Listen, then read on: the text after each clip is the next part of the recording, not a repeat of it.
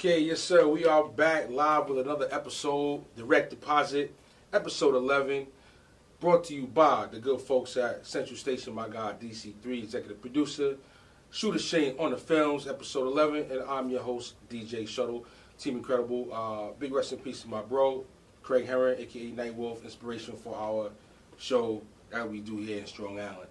Today, we got a special guest. As we change up the pace here at Direct Deposit, we bring you all kind of flavors, all kind of guests. Today's guest, Tone of Royalty Rentals. We thank you for coming out.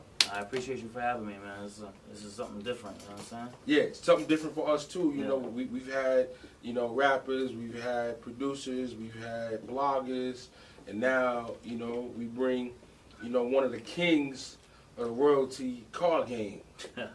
You know what I'm saying? Yeah. One of the kings. That's we call it like it is. You heard? Yeah. No, I appreciate that. Yeah. So, what we like to do is just kind of chop it out with our guests, man. Just kind of get familiar, have a conversation, and we'd love to learn a little bit more about you. Who you are. The stuff you're doing with the card game, and some behind the scenes of how you actually got started and what got you interested. Well, first of all, how long is this segment? Because that's a long story. Okay, well, we want to get as much as we can in as short amount of time as possible. Yeah. So let's start with where you from. Well, first of all, I'm from Brooklyn. I'm from East New York. Shout out to that whole Brooklyn, East New York fam. You know what I'm saying? East New York. Yeah, It's been a journey. You know what I'm saying? Just transitioning to Long Island by itself is something different. You know what I'm saying? Just introducing what I came from and what everything that I'm doing and introducing that hustle into Long Island was an experience for me by itself. You know what I'm saying? The whole royalty rentals thing, a lot of people, those of you who do know, like a lot of people that's close in the circle, they know that all started from real estate. You know what I'm saying? It's a couple of us started doing real estate in different towns. A couple of friends from school, they started doing real estate in Albany. I came out to Long Island. Long Island had a lot of cheap properties, as you already know, Hempstead, Roosevelt. Freeport was a little hard to touch at some point, but a lot of foreclosures. Yeah, a lot of foreclosures. Got them short sales, and getting short sales, but mostly the foreclosures. You know what I'm saying? Getting things that were below market value, that needed rehab. You know what I'm saying? So I was trying to buy up neighborhoods. Right. And what was happening was that the equity that was in the houses, that's what I would take to buy the cars. You know what I'm saying? So at the end of the day, I had duffel bags full of legal money. True that. You know what I'm saying? So can't beat that. So with that said, for every I love cars. Right. You know what I'm saying? I love cars. It's like a girl loves shoes. You know what I'm saying? So the only motivation for me was in order for me to get another car, I would have to buy another house. Oh. You know what I'm saying? So two-step process. Yeah, so it was like I didn't want to be the what's the word I'm looking for? I don't want to say average, but that black dude who has a whole bunch of cars but no property. Right. So I didn't want to be that stereotype. So that was just motivation for me to keep going and buying more property. So let me ask you, jump in there. You mentioned the properties. What is it that got you interested in properties? Did you go to school for it? Did you take real estate classes? How did you just jump into the real estate game? So crazy, to be honest with you, and like I said, it's gonna be a long segment, bro. To be honest with you, we only know what we're exposed to. True. You know what I'm saying? So, growing up, at the time, I only knew about, my man over here was selling weed, and he was like, yo, bro, we get the packs from Jamaica Avenue. Am I dry snitch if I say that?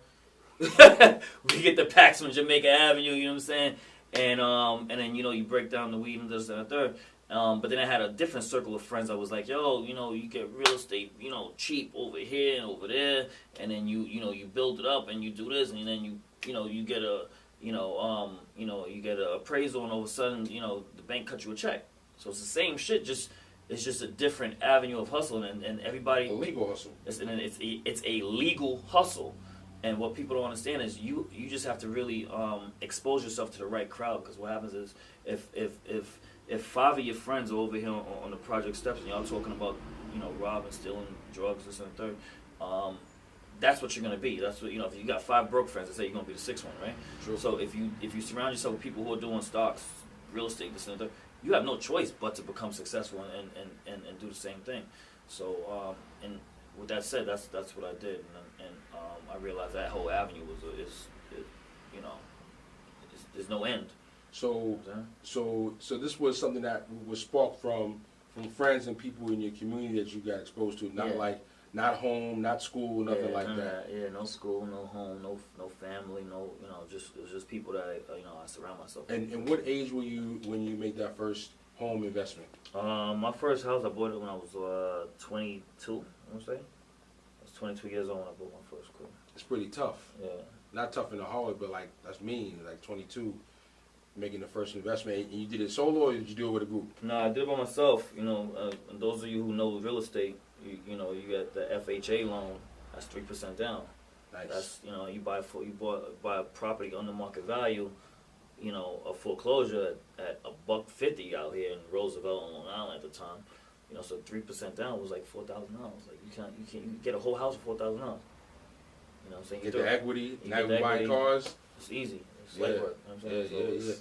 So we just gave y'all a little bit of the blueprint. So now y'all got the jewels. So you got no excuses. Because nobody really told you early, right? You kind of had to figure it out. You got to figure it out. Yeah. So no mentors though. Like as you started like moving along, whether it be people that have done real estate investment, things like that. Say again? Well, mentors, like anybody like that's flipped 100, 200 houses and kind of put you on to some of the tricks of the trade. Well, now that I even teach real estate, now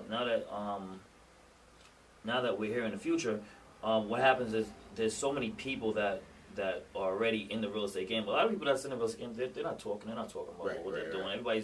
Everybody's on private jets. They're not telling you how they're doing it. They're not telling you the formula behind it. But what I realized, everybody has their own hustle. Everybody has their own formula on how to do it. If there was one set formula, you would just be able to write a book and be like, hey, just just go buy my book. But there's so many different avenues and different approaches to get to that same end result that it's hard to even teach. You know what I'm saying? Does that make sense? No. So it's the first, like I always say, you have to get the foundation. The foundation obviously is credit. You got to be able to fix your credit. You got to be able to know where you stand. You got to be able to know because credit for everybody is like a dark room. They have like a light bill, a light bill or something like that from back in 1999 that they didn't pay or whatever it was, and they don't want to enter that room. You have to know your credit. That's the first thing. Once you build your credit, you have to somehow show income. A lot of people don't. I got a lot of people in my circle. They don't even have. I have 90% of my people in my circle that don't have a job, but yet they still make things happen. You know what I'm saying? By whether it's opening up LLC, starting their whole process. But you have to be able to get the foundation done. You know what I'm saying? Because at the end of the day, yeah, it's great to have a job, but that job is going to hold you. It's going to hold you in this box. You know what I'm saying? I like to call it the revolving door of debt. You know what I'm saying? It's like you try to get in and you can't get out because it's like it just spins you around. You know what I'm saying? It's, like I said, there's so much to talk about, bro. Well, this is what we want to do. Like, we want to make sure that we're educating our audience too, as well as entertaining them. And that's important for me and direct deposit. So you bought your first house. You're buying houses and you're flipping the equity to purchase vehicles. So, well, I do it more for the residual income. You know what I'm saying? So right. If everybody want to know my formula, I have no shame telling everybody what I do. We got to make a book and make some money. I mean, there's a lot of bread to be made out there. People want to know. Yeah, and that's a fact. That's a fact, and they should know. Because if they don't know, like I said, they if they're not exposed to it, how do you expect them to move forward? That's right. People only know what they know. Like my mother always said, go to school, get an education, so you get a good job. That's all she knew. She didn't know anything about starting her own business and doing real estate and creating generational wealth, leaving something for your kids. She don't know nothing about that. You know what I'm saying? She didn't know nothing about credit. She didn't know nothing about trade lines and how to build your credit history. She didn't know nothing about that. You know what I'm saying? And you know what trade lines are, right? Trade lines, right? See, but now I think we're like the information age now, where we have all the information is available. It's just like at your fingertips. So that even if you didn't know what stocks were, trade were, real estate was, how to fix your credit, you know, you can get it in seconds. Right. So before, where you may have not known or didn't know who to ask, you can go right online and get all the information yourself quickly. Yeah, absolutely right. Now, it's one step. It's the first thing, like you said, it's one thing about going online and getting that information. The second thing is, how do you even use that information? True. You know what I'm saying? Because building trade lines and building, you know, that whole credit profile. You know, once let's say Shuttle, you're my friend, right? I say, yo, Shuttle, do me a favor. You have great credit. My credit, I'm still trying to build my credit. Add me as an authorized user on your credit card, and all of a sudden, because I have bad credit, you add me as an authorized user. I don't even need your card. Keep the card. You know what I'm saying? All of a sudden, you add me as an authorized user. I get your whole credit history. You know what I'm saying? So now that helps me if I'm going for a loan. It helps me for, you know, whatever. Now, take that one step further. My son, I could add him as an authorized user. Guess what? Now he gets credit early in life. Now by the time he's 18, he's able to run out. He's able to run out the gate. You know what I'm saying? Versus that revolving door of debt. That's a super jewel right there. That's a jewel. There's so many. I hope y'all got that. I hope y'all got that, because a lot of y'all is just putting the cable bill in your kids' names when you can put them as an authorized user on a credit card. But you know what the funny part is? Like you said, a lot of people are really putting the cable on the kid's name because that's what they go. Guess what, yo? You know you can put in Tay-Tay name, right? They cut your name off. Put in Tay-Tay name, because that's what they're hearing. Right. Versus hearing the right way to use credit and the right way to you got to use credit as a tool, not, you know. True indeed. So listen, man. It's, like I said, there's so much to talk about, but you know, I don't know how long this section is. Well, you know, we got a little time. We got a little time. So let's get to the car game a little bit. Okay. Now, you said you bought the cars initially from using the equity from the homes, but it sounds like you actually did truly have an interest in cars, I guess as a youth growing up. Talk about your interest in cars and kind of what led to your first purchase. Well, you know what? I've always had cars. So everybody who, all my cars had the front plate had Capone on it. So before any of this, I always had cars. I always loved cars. Always loved hooking cars up back in the days. Back when they put TVs in headrests and all kind of crazy stuff. Yeah. I always loved cars. In 2010, when Instagram started, it allowed people to look into my life and see, oh, this guy has a whole bunch of cars. Yo, my son has a prom. My daughter has a Sweet 16. Oh, I got a video shoot. At that point, you know, there's only so much free stuff you could do. I started charging people. So it transitioned from a hobby into a business at a rapid speed, because Instagram was like, right. You know, and especially everybody who's not using Instagram for their benefit, social media is one of the biggest marketing tools out there. You know what I'm saying?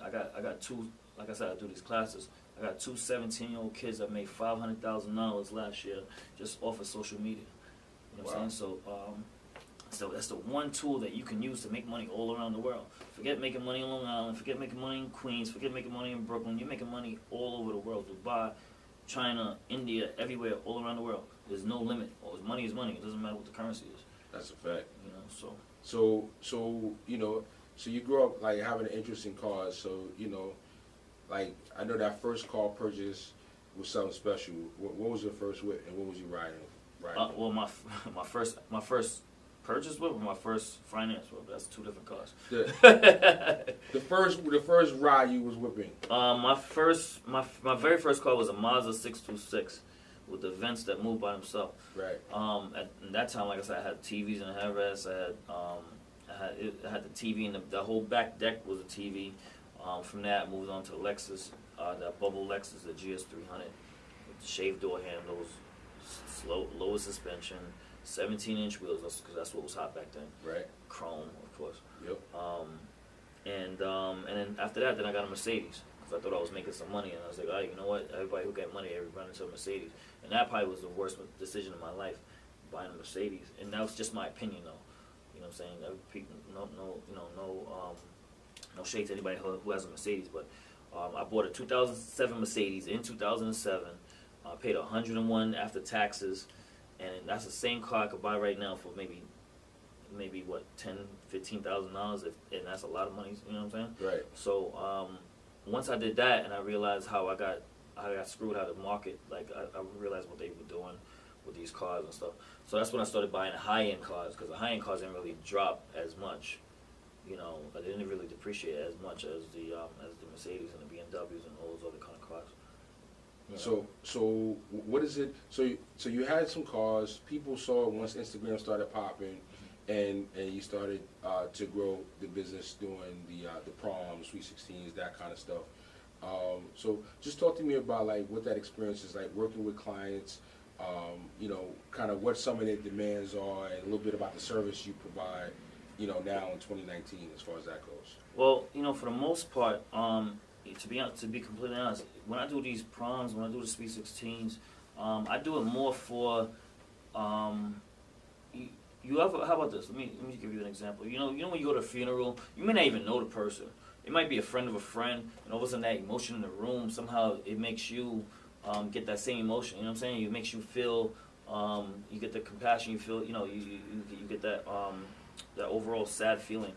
It's the same thing with when you do the weddings and the Sweet 16s and the engagements. That joy, it gives me joy. You know what I'm saying? It's like that transfer of energy. So I actually enjoy doing it more. It sounds crazy, but I enjoy doing it more than actually receiving money. You know what I'm saying? If that makes sense. So I gotta tell you, like as a DJ, I'm coming from a wedding, right? Yeah. You know, DJing a wedding right Yeah. before this interview, Yeah. and it's like every time I do a wedding, it's like I hate to sound corny, but like I feel more like you said, it even if I got no money from this Right. event, just the fact that I did it, you brought love together, Right, you brought exactly. marriage together, you brought families together, and you know, yeah, I mean the money's good, we're gonna take it. Yeah, money's good, but yeah, exactly. But being part of that experience definitely, you know, like, you know, you got a Sweet 16 or a prom, and this kid goes in this crazy whip, and he pulls up, he's got this big smile, the pictures, and you know that's probably gonna be a memory they're never gonna ever forget. Exactly. Yeah, that's the exact point I'm trying to make. Cause like, you know how many people come to me like, yo, I've never sat in a Lambo before, yo, I've never sat in a Rolls Royce before, and the fact that you're here to allow them to experience that, And they might not ever after this. After this, right? But you'd be surprised because at the same time, that's that motivation of like, yo, hey, listen, This is it, because you know what? At the same time, I didn't know it was possible right? until I saw somebody else with it. True. So for me, it's the same thing. That person who had it, and they was like, yo, and I said, yo, this is possible for me to get Right. it, and you know, because you know what it is, you limit yourself in your own mind. True. You know, so things sound crazy to people who limit themselves in their own mind. So Jewel. you heard it. So if you know, if I'm interested in renting a vehicle or anything from the Royalty Rentals, you know, selection, what do you currently have available for those that are doing good business? Right now, well, I provide, you know, private jets, helicopters, almost every single Rolls Royce, almost every single Bentley, you know, Lamborghinis, Ferraris, stuff like that. Almost every exotic car there is. For commercials, movies, video shoots, proms, weddings, like we said earlier, and you know, it's done by the hour. I just started getting into the daily rentals where you can take your cars and drive it yourself. Mm-hmm. You know, that's not a field I plan on. No, That ain't for everybody. it's not for everybody. That ain't for everybody. It's not for everybody. and, you know, so I just started exploring that field. Been doing that for 2 years now.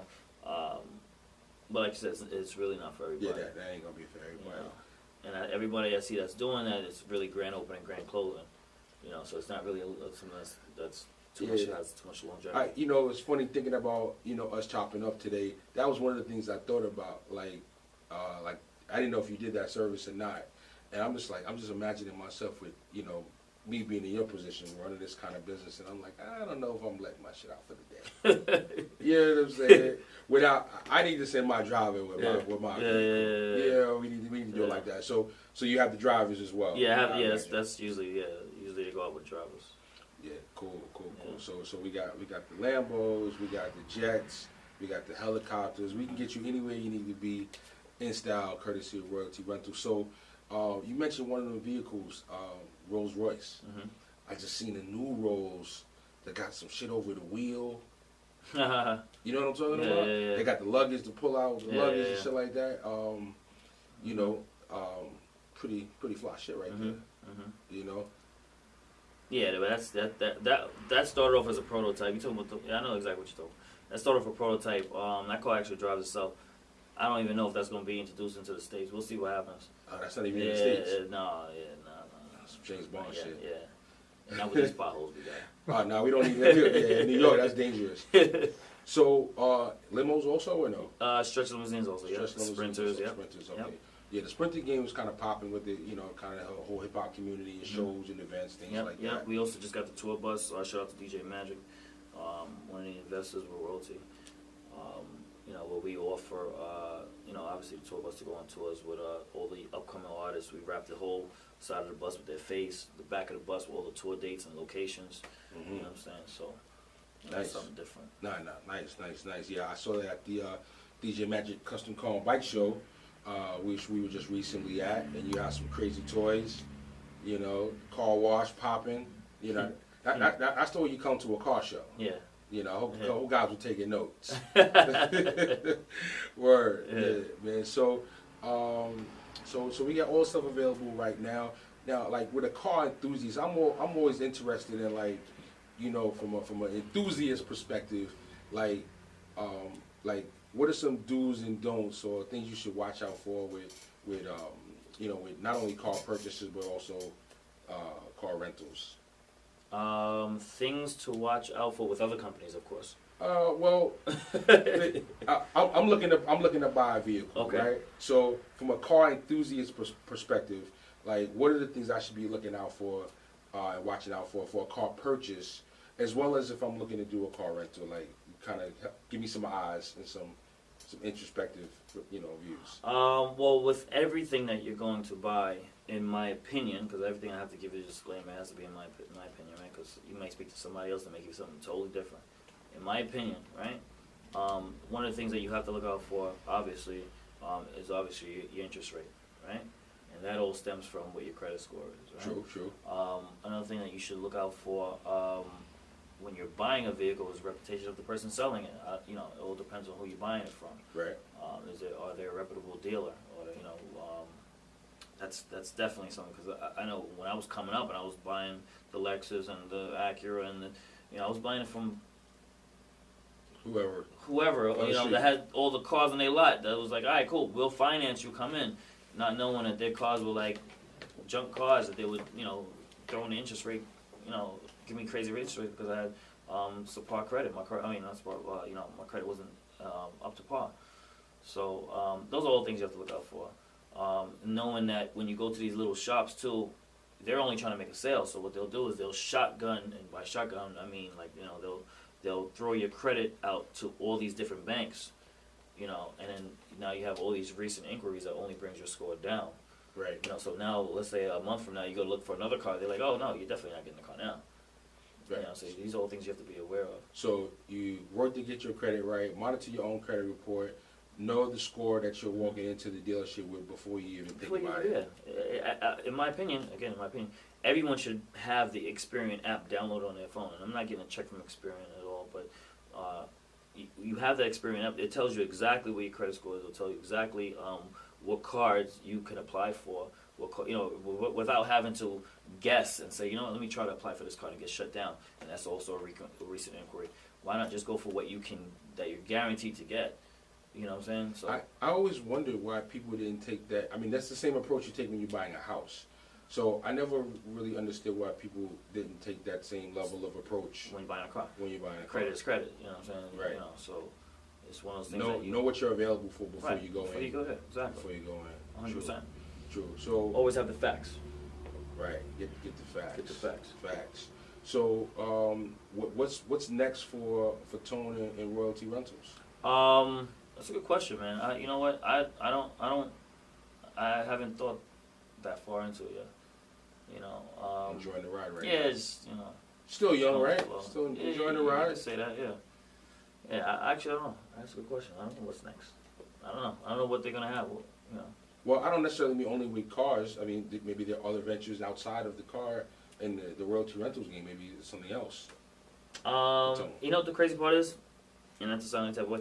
I don't like to talk about things until I already know. Like, it's Fair enough. we're already closing the deal. So Nah. even if there are things I can't even speak about it because I don't want to even bring it to light yet. Nah, that's a good That's- approach because then you put the shit out there, then you got people telling you that you can't do it, and the energy's out Yeah, there. exactly. Because like I said, what happens is, especially before I even bought my first Lambo, you have people saying, "Oh my God, I heard the oil changes were expensive on that thing. Oh, the car insurance is crazy." Like I said earlier, people, it only sounds crazy to people that limit themselves in their own mind. Just because it might be crazy, just because you're afraid to do it, you're putting that energy on me, and all of a sudden you're trying to make me feel, Any type of way. any type of way about buying it. Yeah. Don't project it on Yeah, me. you're projecting on me, and Keep all of a it- sudden, keep it yourself. all of a sudden now I'm afraid to buy it because the insurance or the oil change, and they don't have the facts. They're saying $1,000. Oil change, $350, $500. Is what it is. We experiencing the lifestyle. So when you have this type of lifestyle, your oil change is $50. You got this type of lifestyle, Yeah, your oil change is $300, and that's just part of the game. but again, Yeah. So man, looks like you're doing great, man. I'm glad to see a young brother that's out here that's learning the business and the legal hustle and can inspire and educate our people to show them that there's other opportunities and ways to get money and get it popping out here. That's really important because so many stereotypes, whether it's the music or just people on the street, you just kind of get one perspective or too much of one perspective and not that's enough. exactly what it is. Not enough of kind of what you're sharing today, and I appreciate that. Yeah, for sure. Anything else we should know about? No, listen.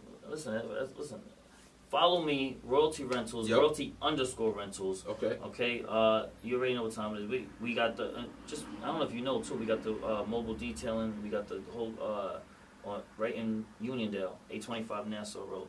We just got the location over there. Okay. So we open. Oh, we're open. All right. I'm coming in. Man. I'm coming in for a wash and dry real Yeah, quick. for sure. Something light. I'm gonna support Oh, yeah. that 825 Nassau Road. 825 Nassau Road, man. All right. So and if they wanna book anything, they wanna get in contact. The Instagram again, Royalty_Rentals. Do we have a website?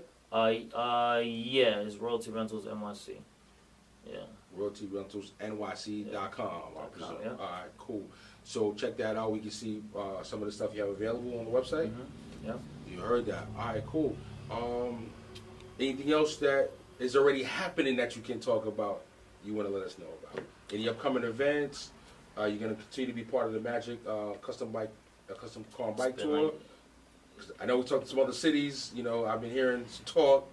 Oh yeah, for sure. We definitely going on tour, doing the car shows in every city that's looking for that promotion. It's definitely gonna be something different. We're bringing the bolts into it too. We're doing the custom bolts, and then next year I don't want to talk too much on it because everybody starts stealing like this. Yeah.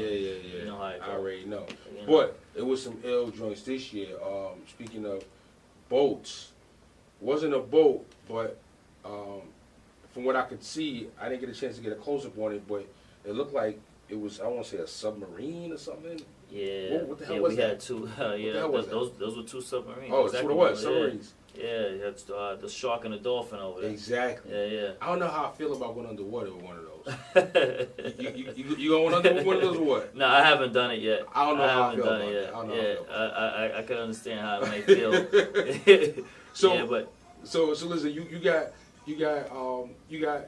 taking your last ride behind the wheel.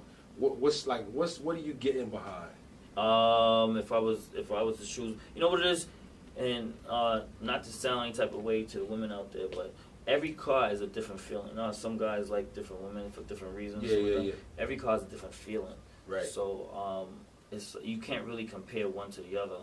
It's weird. But if I did have to choose one, I'd probably choose a Rolls Royce. You know what I'm saying? Because never has a Rolls Royce owner ever said, "Oh, I hate this car." You know what I'm saying? You would never hear that. Right. So if I had to choose one, it'd probably be a Rolls Royce. Well, listen, man, you heard it here from the car king right now. He's got everything you need: cars, helicopters, private jets. Near you. If you need anything, the website again, RoyaltyRentalsNYC.com. That Instagram, royalty_rentals. Oh, I got all the promos. It's pretty good. It's pretty good. I mean, we got what you need. That's it, man. You know what I mean? And we give y'all some jewels today about credit. You know what I'm saying? About like starting your own business, about you know, investing in real estate and how to flip that credit and make it something for yourself. You heard? Again, I appreciate you chopping it up with us today. Oh, yeah, for sure. You heard? Listen, Royalty Rentals, direct deposit. We here, straight moving.